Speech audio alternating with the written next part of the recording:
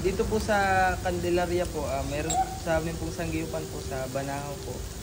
May ginagawa po kaming tradition po na tagayan po. Ang tawag po dito po is tagayan po. Ayun po, ito po yung amin pong tagayan po na mint leaves po. Ayan po. Tea po ba yan, tea? Yes po, mint tea po. Yung dahon naman po na yan is siya po ay maganda po sa ating katawan po. Mas napapabilis niya po yung pagtunaw po ng ating mga kinain po.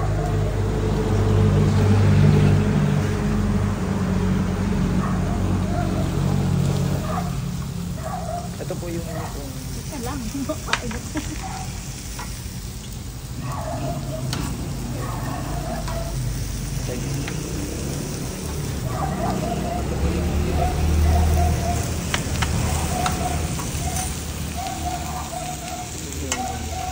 Hindi lang.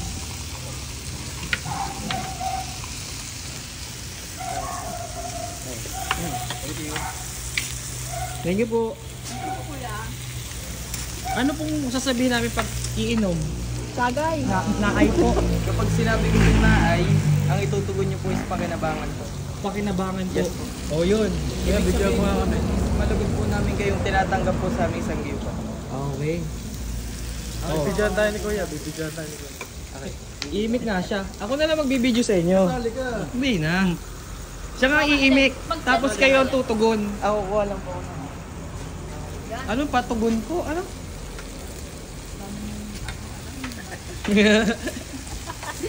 Ikaw talaga ang ano dito. Hindi naman.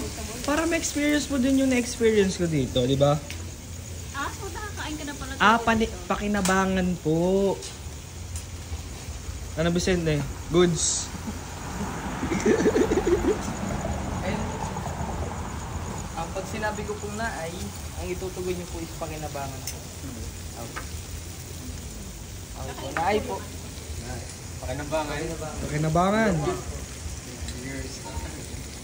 Naay.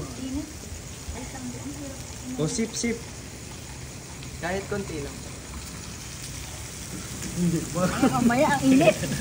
Ay naku, kakain na ako, gutom na ako. Tayo mo na. Ano lasa, father? Mint leaves. Mint leaves. Maganda yan sa metabolism. Ay talaga.